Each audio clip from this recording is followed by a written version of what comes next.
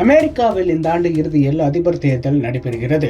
இதில் இத்தனை காலம் ட்ரம்ப் முன்னிலையில் இருந்த நிலையில் கமலா ஹாரிஸ் போட்டிக்கு வந்தவுடன் அங்கு மொத்தமாக நிலவரம் மாற தொடங்கியுள்ளது. இதற்கிடையே சமீபத்தில் நடந்த சர்வேக்களில் கமலா ஹாரிஸிற்கு மிகப்பெரிய முன்னிலை கிடைத்துள்ளது. அமெரிக்காவில் இந்த ஆண்டு நவம்பர் மாதம் அதிபர் தேர்தல் நடைபெறுகிறது. இதில் ஜனநாயக கட்சி சார்பில் முதலில் பைடன் போட்டியிட இருந்த நிலையில் அவர் உடல்நிலை காரணமாக போட்டியிலிருந்து விலகினார். இதையடுத்து கமலா ஹாரிஸ் வேட்பாளராக அறிவிக்கப்பட்டார். இவர் அமெரிக்க அதிபர் தேர்தலில் உள்ளே வந்த பிறகு நிலவரம் மொத்தமாக மாறியிருக்கிறது.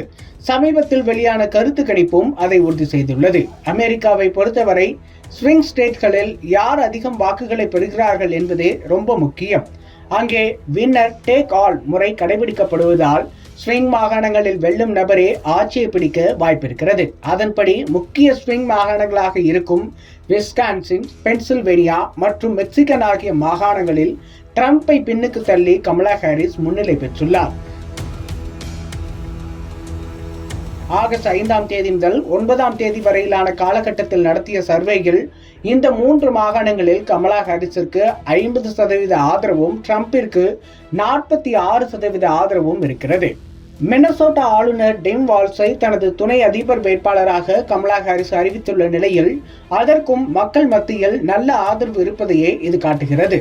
முந்தைய சர்வேக்களில் பைடன் ரேஸில் இருந்தவரை இந்த 3 மாகாணங்களிலும் ட்ரம்ப் தான் முன்னிலையில் இருந்தார்.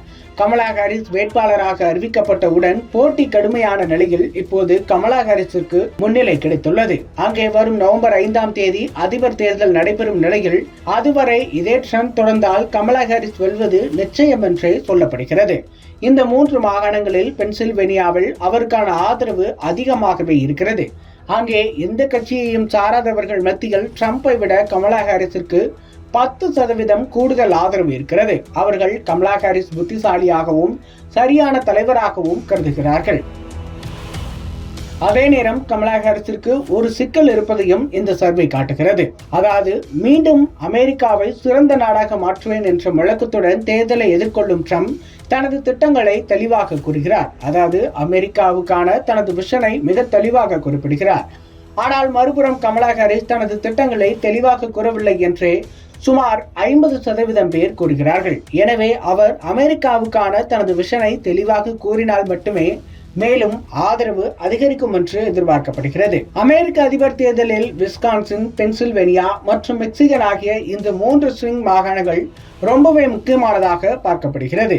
இதனால் இந்த சர்வே முடிவுகள் கமலா ஹாரிஸ் தரப்பை உற்சாகத்தில் ஆழ்த்தியுள்ளது என்றே சொல்ல வேண்டும்.